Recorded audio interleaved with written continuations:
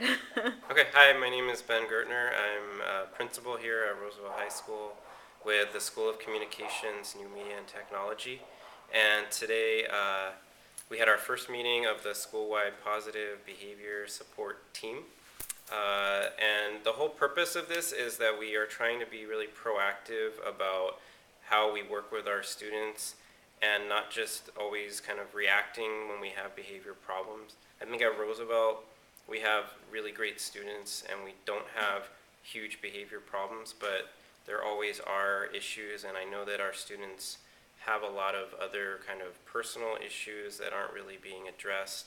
So my hope is that by bringing all these different stakeholders together and getting teachers involved and other staff at the campus, as well as people from the district and different organizations, we can come up with a really great policy that's supportive and really changes the mood on our campus to make it a more positive place. And what prompted this meeting? Why did you decide to have it now? Well, this is something I've been working on for all of last year. I was a teacher here actually since 2002, and I became a principal last year, so it was my second year.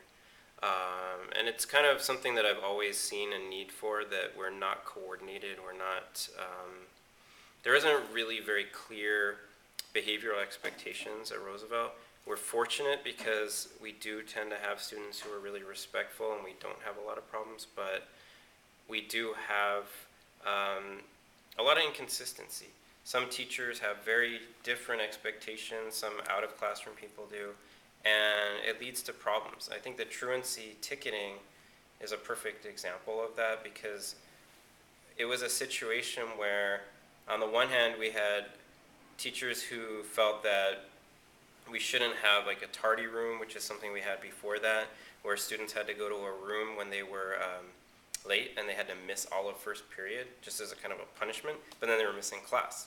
And so United Students actually did a campaign to eliminate that, and they did. And then somehow along the way the police started getting involved and started ticketing people. But then on the other hand, you had people who were protesting it.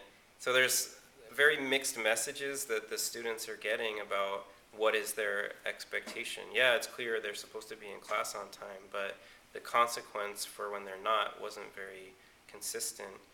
And actually, when I was teaching, I taught journalism, and I remember that I had a student, I would have numerous students who would come and they would be telling me that they'd gotten a truancy ticket, and they actually showed me the ticket, and I had one of my reporters in my class, and she was the one who initially wrote an article. It was an opinion piece about that, and she was really mad.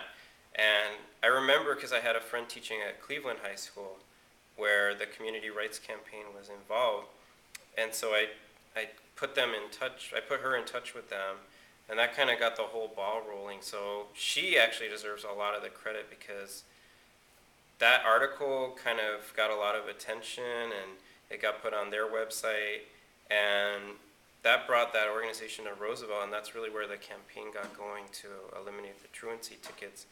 So I feel like that's great, and I'm really happy about that it's eliminated. But what I don't see is anything kind of filling that void now. So we can't just we can say that these draconian punishments are not okay and they're not productive and we won't continue with them, but we really need to have something in its place that's much more proactive and positive and supportive. And that's really what motivated me to get this team going.